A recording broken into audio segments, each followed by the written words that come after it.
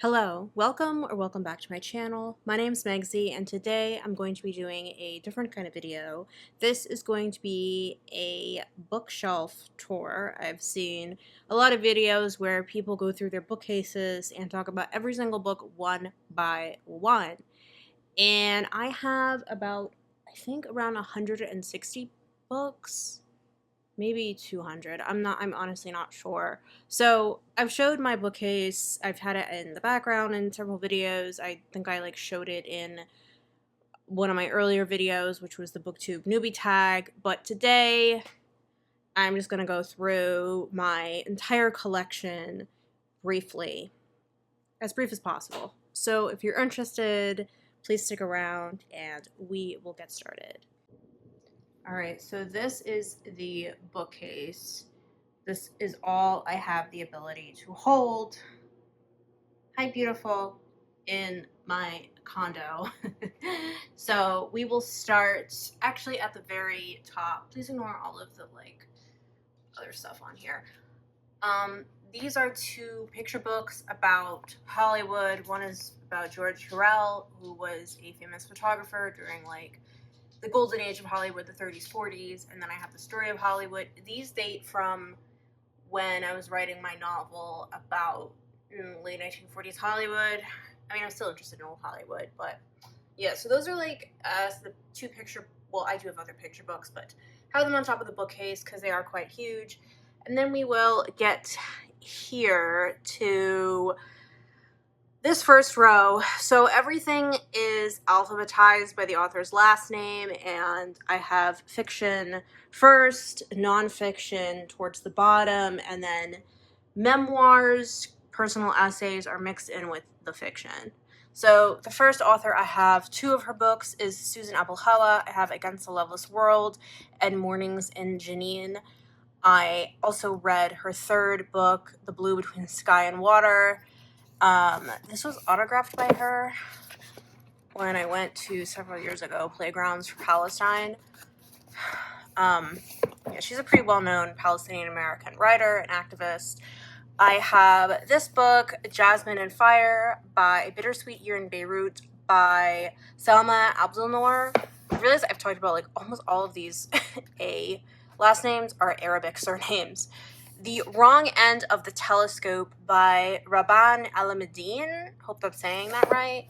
Read that years ago. It's actually about a transgender woman who goes to a Greek island to help out with the Syrian refugee crisis. Definitely an interesting premise.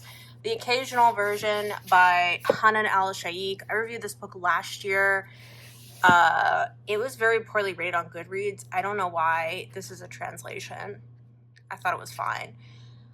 Tariq, Fear of Mirrors. I got this used. All these books are used, honestly. This is about East Germany in the fall of the Soviet Union. I have mentioned him before because I did read one of his nonfiction books about Afghanistan. But I had this book for years. I didn't know he was a very political writer, and then he primarily writes nonfiction. So that was interesting. I have 3 Allende books. I think that's how you say her last name. I used to have more. I've talked about her. She was definitely one of my favorite authors for a while. I've Daughter of Fortune, The Japanese Lover, and Portrait in Sepia. I haven't read her in so long. She is a Colombian American author. But yeah, I did really love her stuff in my mid-20s. I just haven't really felt any urge to get back to her stuff. This book I bought this year. I do love the cover. Madonna in a Fur Coat by Sabatan Ali. I did review this in my July wrap-up. It's from the 1940s. Not that bad. And then we get Salt Houses by, let's move this, Hala Alian. This was okay. It's she's another Palestinian American author. We have Diana Athill. She was a very famous editor. She was British. And this is a memoir about her life in the publishing industry. There's someone she mentions. V.S. Nepal. He was Trinidadian. He's mentioned a lot in this book. because I think she like edited his stuff. But I heard about her actually in Elle magazine when I used to read Elle magazine years ago. She led a really interesting life, and she took a variety of like very different kinds of lovers that were quite messed up. She never married, had no children, definitely was very unique for her time period. Then I have all the Atwood stuff. I think Margaret Atwood is just like another author that I was like really, really into in, sorry for the fingers, in my 20s, early 20s, and I just like kind of outgrew her stuff. I've got Alias Grace, Blind Assassin, which I recently reread and reviewed in July. Bluebeard's Egg, which is a collection of short stories. Cat's Eye, I did really like that novel. The Edible Woman, which is her first novel. This was like an old mass market paperback. It's from the 60s. Moral Disorder is another short story collection, and then Negotiating with the Dead. It's like nonfiction about writing. The Robber Bride. I don't know. I don't really know what to do with my Atwood. I feel kind of conflicted how much at first I want to keep. I had more as well. I got rid of. Okay, so let's just talk about these up here. I'm not going to keep these. I read these this month. I will review them in my October wrap-up. They were fine. They weren't anything really spectacular. I like to keep, if I get books like used or like from a little lending library, I will keep them until I'm done with my monthly wrap-up video, and then I put them back in the bin because I just like to have them to hold up something. Okay, The Girl in the Flammable Skirt by Amy Bender. I did review, I got this in a little lending library. I don't know why I kept it. Whatever, it was fine. The Vanishing Half by Britt Bennett. I reviewed it last year, I think in like my October wrap-up. I do think it was worth the hype. This book I've had for so long, The Other Side of Desire. This was published by HarperCollins, which is how I learned about it when I was temping there many moons ago. It's about like people's weird sexual kinks, if I recall. This I've had for many, many moons. This Women in Their Beds by Gina Berriot. Oh, am I allowed to show that? I got this used when I was in grad school because a professor told me I should read her stuff because she felt like I was trying to write like her. I didn't know who that one was. Don't really remember anything about it. Goodbye to All That, Writers on Living and Leaving New York. I did read this when I left New York. It is a series of essays based on everyone's New York City experience, based off of the Joan Didion essay, Goodbye to All That. Essays in Love, Alain de Botton. I think that's how you say his name. I used to really love that. It is is it nonfiction? I think it is. I liked it a lot. I don't know how I'd feel about his writing now, just the way he writes women. The Force of Such Beauty by Barbara Borland. This is a really pretty cover. I think she is South African, or it's like about a South African woman. White South African. It was okay. I read this a couple years ago. I bought it new. Basically, it is the like fairy princess tale gone wrong. Don't think rich men are with money and power are that great. Anita Bruckner. I used to be really into Anita. Well, not really, but I did read some of her stuff. She definitely was very good at like women and loneliness. And I reread this recently. It was fine.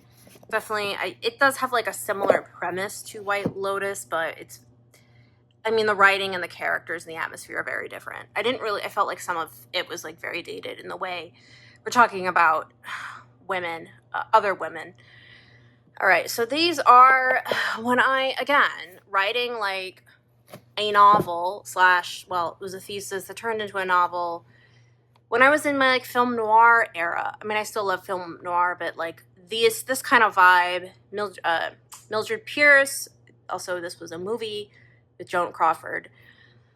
Raymond Chandler, his stuff. I think I did read The Big Sleep, and I saw the movie, and I didn't understand it. It is so confusing. But that was like my film noir era. Okay, we got nonfiction. This is another memoir. I think I've mentioned this book. The Girl Who Stole My Holocaust by Noam Chayut. He is Israeli, and is talking about his own complicity in the ethnic cleansing and occupation of Palestinians. This I got in a little lending library. The Revenge of the Mooncake Vixen, this was weird, but I kept it because I have nothing else like it. Chinese American girls and some really weird, a lot of like Buddhist references, a twist on Buddhist stuff. Susan Choi, A Person of Interest. I did enjoy this a lot. I read it last year in like October. I haven't read anything else by her. I did try to read something and then I put it down because it's about like high schoolers having sex, which is not my thing, but I thought this was very well written. Another book bin. Kate Christensen, Welcome Home, Stranger. Kind of depressing, honestly, the way she talks about climate change. Woo! It's actually a galley. Okay, then we've got one from grad school, Carol Churchill, Top Girls. I think this is a play about women working in the 80s. I literally don't remember. Like, if there's gonna stuff from, like, the 2010s, 2000s, I'm not gonna remember it. I'm just not. And then Ta-Nehisi Coates, The Message. I did review this in my December wrap-up last year. Really, really good. First time I've really read, like, a nonfiction book of his. Okay, and so we're gonna get into other Ta-Nehisi Coates. This is The Water Dancer. I think I reviewed this in March. It was fine. It wasn't anything spectacular. I think I'm more into his nonfiction. I kept it because I got it, I think I got it for like $2 at my parents' library. I might get rid of it at some point. I don't know. I'm just going to keep it around. The Doll Collection. This is a collection, like horror stories. Got that at my old job. I did plan on rereading it. I don't know if I will. Get to it this season. Maybe. But there's so much other stuff I want to read. My Misspent Youth by Megan Daum. I think this is her first collection of essays. There's definitely stuff here about being like a struggling 20-something in 2000s NYC. Megan Daum really kind of became right-wing, so I have really no interest in reading her other stuff. She's like really fell into the whole like dark web shit. Not dark web, intellectual dark web. Lydia Davis, The End of the Story. I really didn't like Lydia Davis until I read this. So if you're not into like the minimalist fiction she normally writes, I would check this out. The Woman Destroyed by Simone de Beauvoir. I have talked about this, I think, in my Women in Translation video. I have two Don DeLillo's, Libra, which is one of my favorites, about the JFK assassination, and Lee Harvey Oswald. And we have White Noise by Don DeLillo, which I think was actually adapted recently into a film. I don't know what streaming service, maybe HBO, or a series. I have Joan Didion stuff here. I have kind of mixed feelings about her because I don't... Like, some of her stuff is really good. And then other stuff is just, like, it's fine, but then it's forgettable. So Slouching Towards Bethlehem has her famous essay, Goodbye to All That. And I think she also talks about the end of the 60s with the Manson murders. Run River, I did review this recently, and I actually enjoyed it. I thought it was her first novel. I enjoyed it more than Play It As It Lays. I think Play It As It Lays is very bleak and flat and not very memorable. I have the White Album too, which I don't remember anything from that. Sorry. It's Not You. What is this? 27 Wrong Reasons Why You're Single. Yeah, I, read this when I was single. As someone who was like chronically single, and I think it's actually really good because I think a lot of dating advice that is aimed at women tends to always blame women, whereas I feel like dating advice aimed towards men doesn't blame men in the way that like women are like self-flagellating. So yeah, it was more so just like, whoops, saying that a lot of meeting your person or whatever, being compatible with someone is really up to circumstances that are kind of out of your control. Maybe people don't like to hear that. I do have The Wasteland by T.S. Eliot. I don't know when I got this. April is the cruelest month. I agree. I hate April. I don't like spring. I'm sorry. I just find it depressing and my allergies are terrible. Ripe by Sarah Rose Etter. I read this a couple years ago. Really enjoyed it. It is quite bleak. It is bleak and heavy, Middlesex by Jeffrey Eugenides. This was very, very popular when it came out in like the early 2000s, mid 2000s. Definitely a lot going on. Intersex, Greek family history, Detroit in the 70s, Nation of Islam, and the founder of the Nation of Islam, don't remember his name. Yeah, there's a lot of like interesting stuff going on. Whip Smart by Melissa Febos. She recently came out with another book called, she's a memoirist. What was it? Like a dry spell or like a year without sex. This is about her time in her 20s in New York as a dominatrix. And there's like one scene in here that always stuck with me because it was so disgusting. I still remember it. Janet Fitch, Painted Black. She wrote White Oleander. I liked this one more, so I kept this one. The Last Tycoon, F. Scott Fitzgerald. This is like his unfinished manuscript that before he died. I guess I was, collecting it because it was old Hollywood. Flaubert by Madame Bovary. Of course, I'm going to have a couple Penguin classics here. The Collector by John Fowles. I had a serial killer phase, and I got rid of all my serial killer books, the biographies, but not the ones that are like based on serial killers. This is actually An American Journey. I don't think I even read this. This was actually my professor and my thesis advisor in grad school. Bad Behavior. I have Gateskill. Bad Behavior, Because They Wanted to, Don't Cry, Veronica. So, yeah, I do like her stuff. I've reread some of her stuff, and I think she still holds up pretty well. Bad Feminist by Roxane Gay, pretty well known. I think this came out in like 2014. Nothing much to say about that. Family Lexicon by Natalia Ginsburg. I've talked about this in my Women in Translation video, one of the 2 Italian translations I have. The other is The Other Profile by Irene Graziosi, and I really liked this. I reviewed this in my September wrap-up. Definitely, if you're into that sort of like sad, lost, slightly unhinged girl lit, but Italian, check it out. Olga Dies Dreaming. I'm going to butcher her name. Chochtil Gonzalez. I'm so sorry. I don't know. I read this. I actually got it in the airport. I think not in Puerto Rico, but I was going to Puerto Rico, and it was all about Puerto Rican main character and like Puerto Rico national identity and interesting history about like the Puerto Rican independence movement, because I feel like so much when we talk about Puerto Rico, it's just like statehood, and there are Puerto Ricans that want to be fully independent, and I can't say I don't blame them. She Drove Without Stopping by Jamie Gordon. I got that used. That looks like it's from 1990. This is definitely like an unhinged woman book, road trip book. I think it came out in 1990. I really liked it at the time, and I reread it a couple years ago, and I thought it was pretty good. Okay, The Receptionist by Janet. Wait, Janet? Is it Janet? Yes, Janet Groth. I feel like I got this years ago at like a Brooklyn Book Festival or something. I think, yes, she was the receptionist at the New Yorker. It's a memoir. I don't really remember it. I thought it was fine. Airplane Mode by, oh my goodness, Shanaz Habib. I did review this last year. Interesting history about travel and the travel industry and colonialism and all that jazz. So if you're into like Edward Said, you should check it out. All right, we're getting back into the Palestinian Arab writers. West of the Jordan by Layla Halaby. This came out, I think, in 2003, and I got it many years ago when Borders was around.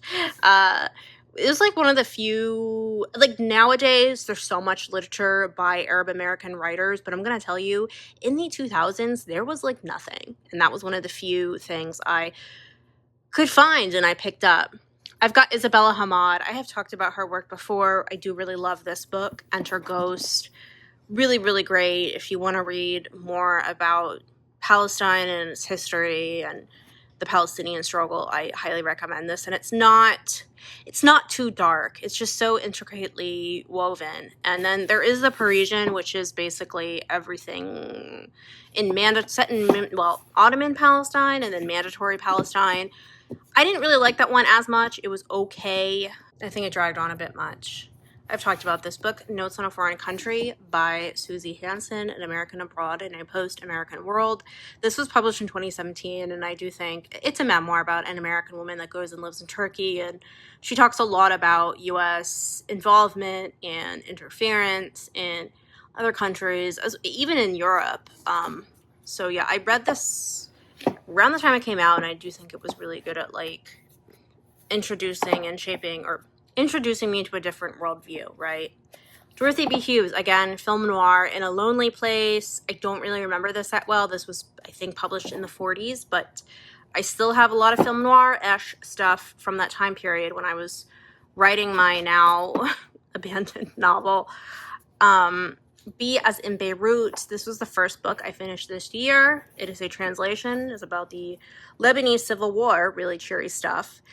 Rilla Jabriel, Mural. This was a film, and I have the film version translation. Palestinian Story. An Island by Karen Jennings. She's a South African novelist. I liked this, actually. I got it in a book bin, which is a surprise. I normally don't find lit fic in a book bin, let alone good stuff. Post-Traumatic by Chantal V. Johnson. This is, if you're definitely about an unhinged woman, but she is of Black and Puerto Rican descent in New York City, and I feel like a lot of these kinds of novels more focus on white women, so it's interesting to see. Also talks about like that she has an eating disorder, all this other stuff. There's a lot going on, but I remember I loved it so much when I read it. Okay, we're on KJ, Innocence by Louis B. Jones. I read this over a decade ago. I think it's about like older, it's like about later in life virgins, like people in their 40s. Something like that. I don't know. That's vaguely what I remember about it. The Poisonwood Bible by Barbara Kingsolver. This was really good. I read this many years ago, and I have a used copy, but this is the only thing I've read by her. Maybe I should check out her other stuff. I Don't Care About Your Band by Julie Klausner. Now, I got this, I think, around the time it came out, which was like 2009. What I learned from indie rockers, trust funders, pornographers, felons, photosensitive hipsters, and other guys I've dated. Of course, I got that because it was funny, right? The title is funny. I don't know why I kept it. I don't think her writing is like particularly good. But if you're going to skew and talk about all like your terrible dating romantic history, you know, there was a period in my life where I enjoyed reading about that. Milan Kundera, Laughable Loves. I know I've read it. Did I read The Unbearable Lightness of Being? There are a couple lines in here I do remember that I really enjoyed. Oops, I also forgot. Here, this book. I do love the cover. The Princess of 72nd Street by Elaine Croft. This was not in my library. I had to buy. It is a reissue of a woman who has, I think, bipolar disorder, living in New York in the 70s. I liked it, but like there were times when it like gave me a headache just reading the prose. I'm sorry. Hari Kunzru. I got this also in a Little Lending library. It was another of the earlier books I read this year. Reviewed it in January. It was pretty good. A lot about like revolutionary politics, which I think we need more of. It's hard to like put these in and out. The Lonely City by Olivia Lang. Adventures in the Art of Being Alone. This is nonfiction, but I don't really remember it that well. Celebration, I don't know. I guess she talks about, there's like a fly in here. Living in New York. I have a lot of New York books. I know. Yeah. I have a galley by Clarice Lispector, The Besieged City. I have to like read some of her other stuff. I don't really remember it that well. It kind of went in my brain and out the other side. Nella Larson, I do have Passing by her. And I saw the movie, which was great. She only had published 2 books, and now I've read them all. I got the other one at the library, and that sucks. Because I really like her stuff, and there's something about her writing that feels so modern. David Levitt, The Lost Language of Cranes. This also takes place in New York, I think in the 80s. I don't remember it. I read it over a decade ago. Don't know. This, Edward, again, what is with all the New York stuff? Well, whatever. Edmund G. Love, Subways Are for Sleeping. This was published in the 50s. one of my roommates at the time, she had this book laying around, and then when she moved out, she left it. So I took it, and I guess it's about a guy who goes on a subways and he travels throughout New York City. Yeah. We have Faces in the Crowd by Valerie Luisielli. I definitely have talked to, again, New York and Philadelphia connection here. I have talked about this book in my Women in Translation video. Very short novella. I think the author is Mexican. I have 2 Ling Ma books. One is Severance, which is like really predicted COVID, and the other is Bliss Montage, which is a collection of her short stories that did not live up to the hype of her novel. Getting into more Arabic stuff. Again, Origins, I got this used. It's about a Lebanese family, I think, in Cuba. Are they in Cuba? Yes. There is a large like Arab diaspora in Latin American countries. So yeah, it was interesting. I don't really remember it though. The Home That Was Our Country by Aliyah Malik. This is about the Syrian civil war and everything that leads up to it and life under the Assad regime. I have talked about this. It was pretty good. It was pretty illuminating. I think everyone should read it, especially if you don't really understand Syria that well, because Syria is very confusing. There was so, especially the Syrian civil war. The Return by Hisham Matar. This is about Libya. Wow, Syria and Libya. And his father, it's a memoir, and the author's father was imprisoned by the Gaddafi regime, and then he tries to find out like the last days of his father's life. He ends up talking to, after Gaddafi's overthrown, he ends up corresponding with one of Gaddafi's sons, which is interesting. I have the Gabriel Garcia Marquez book here, Love in the Time of Cholera, which I did read, indeed, at the start of COVID. And I liked it more than 100 Years of Solitude, which I just found so boring. I mean, there is some weird stuff with women and, like, underage stuff, so just trigger warning on that. But to me, it was more engaging than 100 Years of Solitude. Let the Great World Spin by Colum McCain. This is, wow, takes place in New York City. The backdrop is a guy who, like, tightrope walks between the World Trade Center, which happened in the 70s. I really loved the book when I read it, but I don't know. I guess I've moved on. The Company She Keeps by Mary McCarthy. This is like, if you're looking for sort of like feminist lit from the 30s, liberated women talking about sex, I think it's something like that. Carson McCullers, The Ballad of the Sad Cafe and Other Stories. I don't think I really need to go into Carson McCullers. She's pretty well known. The Virgin Cure by Amy McKay. This is a galley. It's about, like, yeah, you can imagine. Kind of disturbing stuff.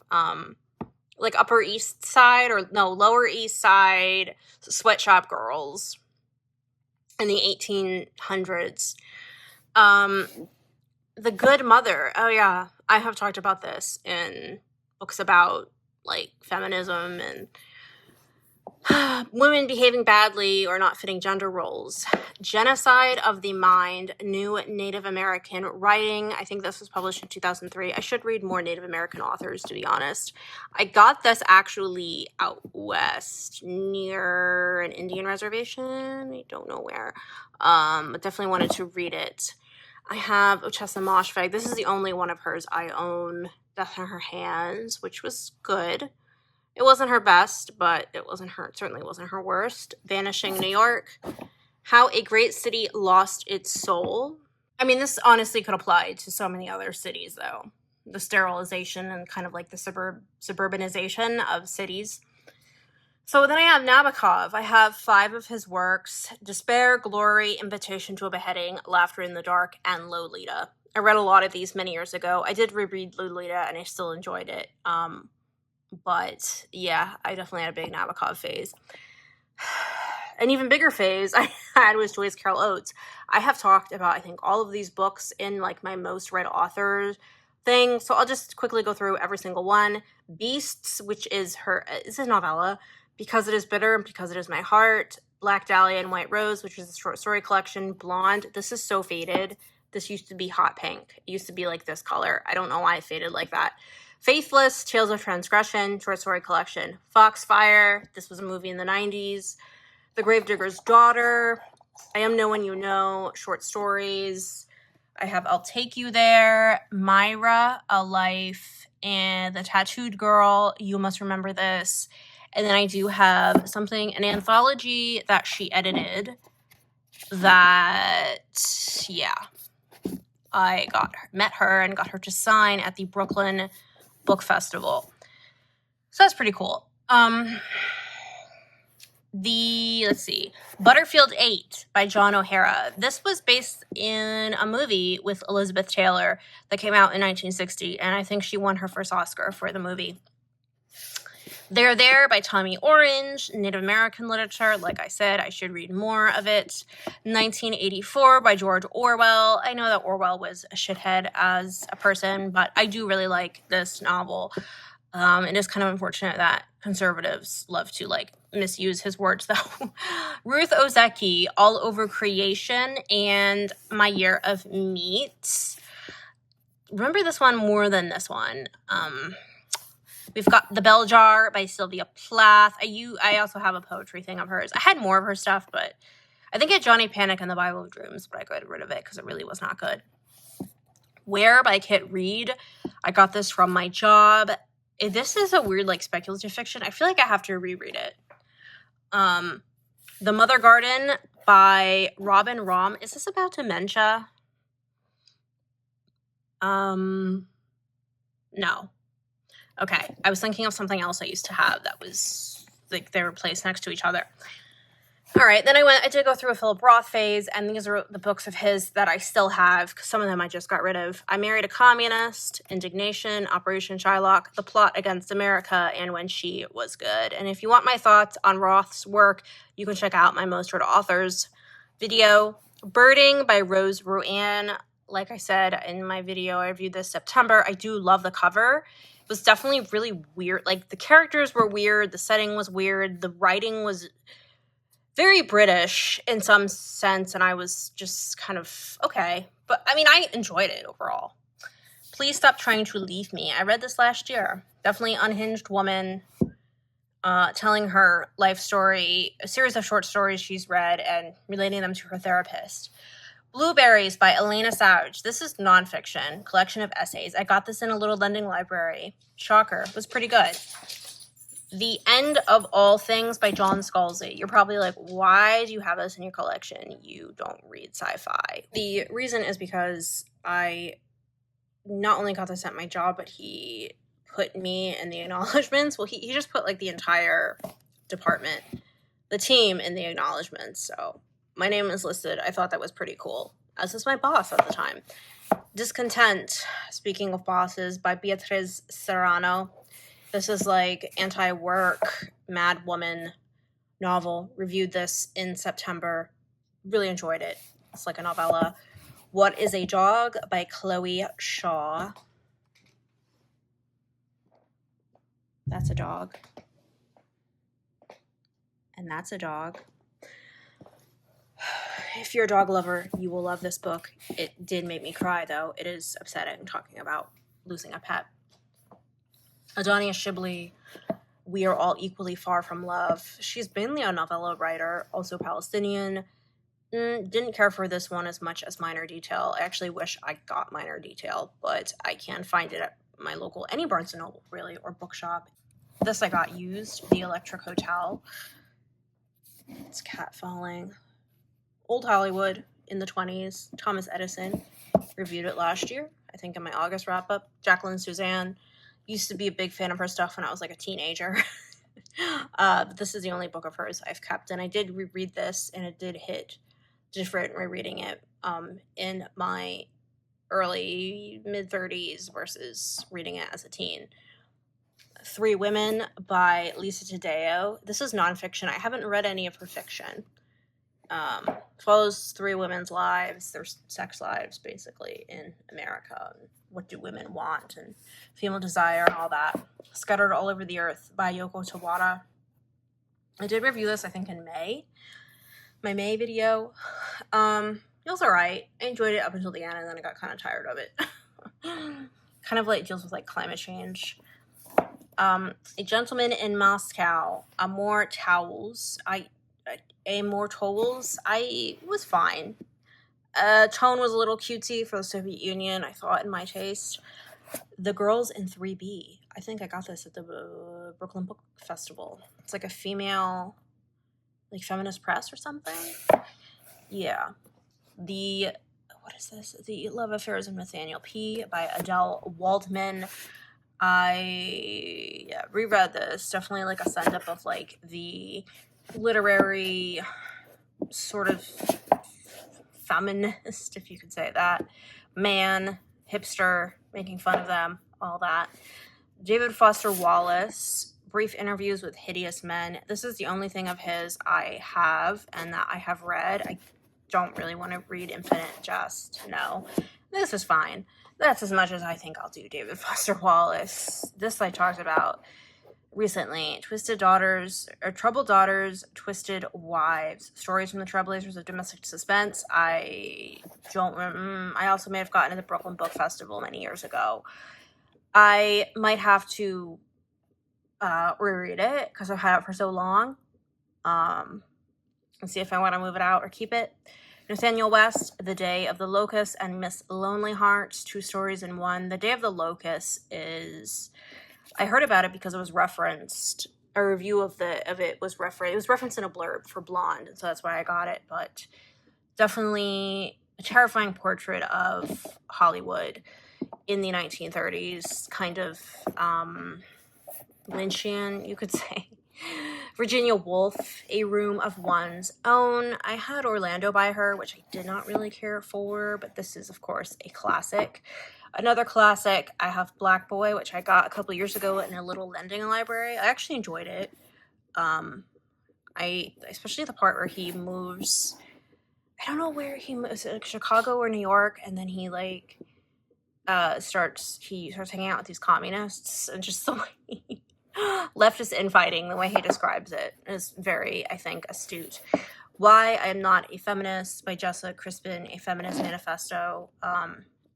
I mean, yes, but also I've read better stuff by like Sophie Lewis and Angela Davis and all that. So, but whatever, it was fine for the time I read it. I think like 2017.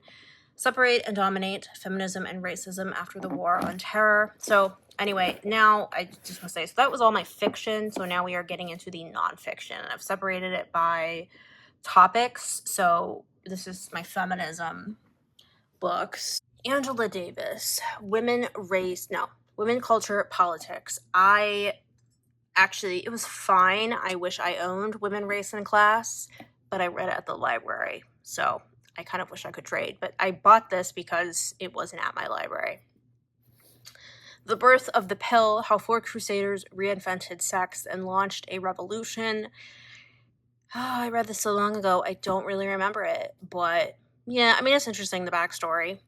Headscarves and Hymens, Why the Middle East Needs a Sexual Revolution, Mana Etawe, read that many moons ago. Why Women Have Better Sex Under Socialism, Kristen R. Godsey. I think that I got this at an anarchist bookstore in Philly, if I'm remembering correctly. I've definitely talked about a lot of these books, especially in my Women History Month video. Bell Hooks, All About Love. I mean, this is her most well-known, talking a lot about relationships, but also different forms of love.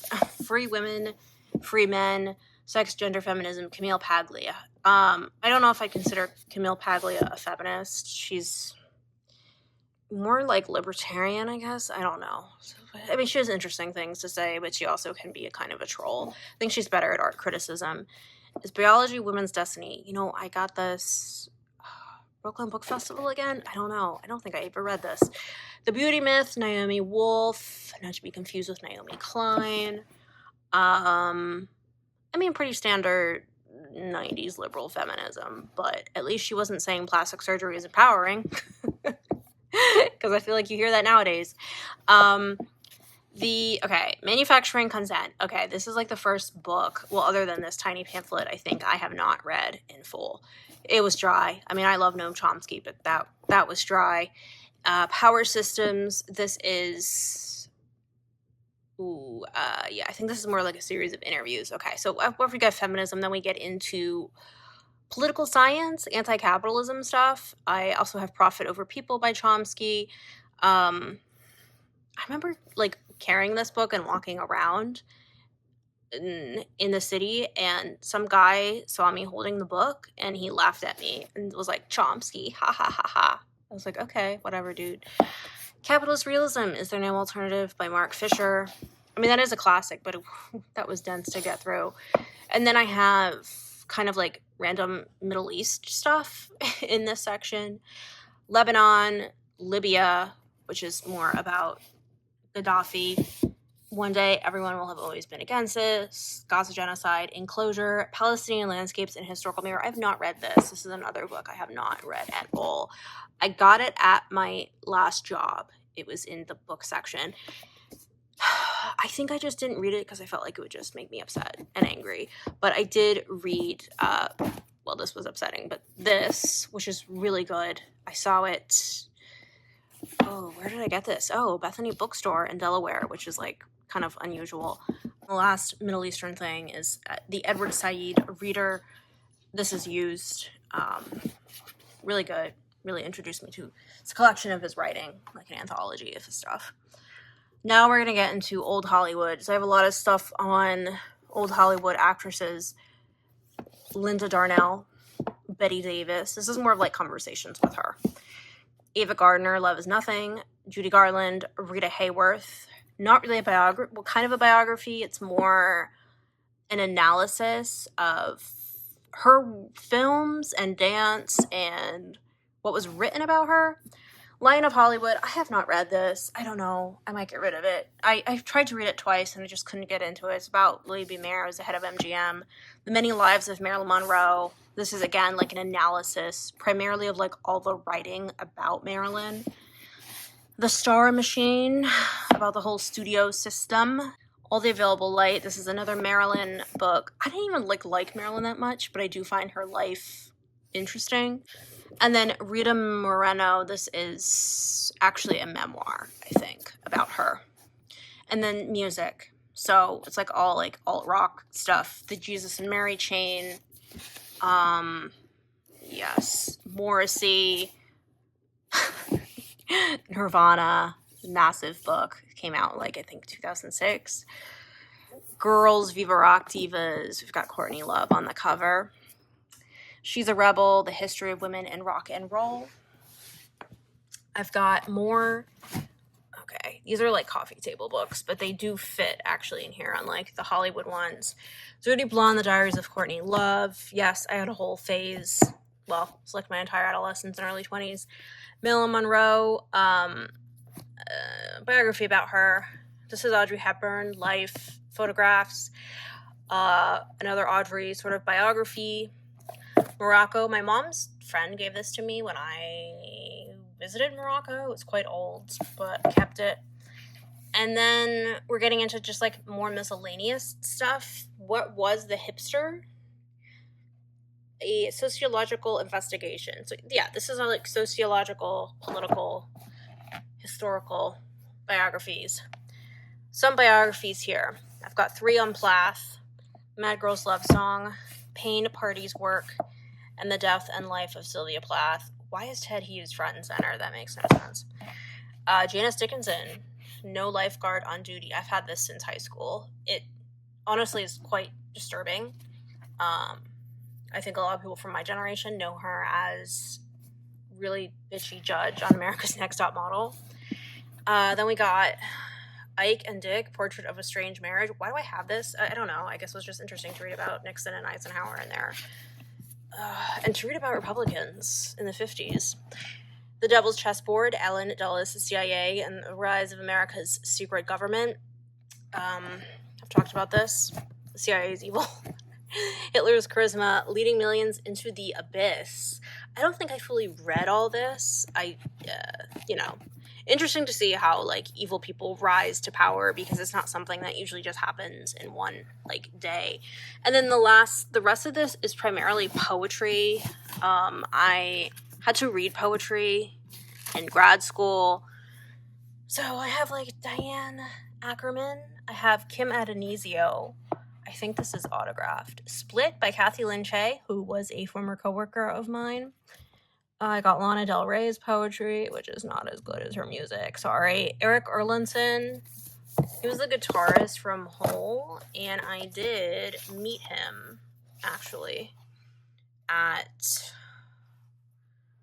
yeah, the Brooklyn Book Festival. That was pretty cool, because I loved Hole. Some of these are like stuff from grad school, poetry I had to read in grad school. Mule and Pear, this I picked up on my own. Ariel, Horace Plath, Ian Sexton, The Body's Question, Tracy K. Smith. Thrall, Natasha Trethaway, I met her, she was pretty cool. This is pretty good, actually. And then this last miscellaneous thing is my boyfriend's sister gave this to me last Christmas, The Bookshop. This has been everywhere, actually. I will read this eventually, I just haven't really been in the mood. It's a history of the bookstore in America, I think. And then this little pamphlet, I don't even know what this is. Oh, I got this at some weird store, but I never read it. And then, what is this, like a flamenco? I got this in Puerto Rico. It's like a flamenco player, and it has dog hair on it, so I don't even know why this is on my bookcase. And then there's just like dog stuff here. So yeah. So yeah, that's it. I apologize for sort of spotty audio, but I just couldn't really hold my microphone and the camera and the book at the same time. It just wasn't gonna work out. So that honestly took way longer than what I thought to talk about almost every book in like a sentence or less. So yeah, I generally now I get most of my books from the library. If you like this video, please give it a thumbs up, a comment, subscribe. I will see you in the next one. Bye bye.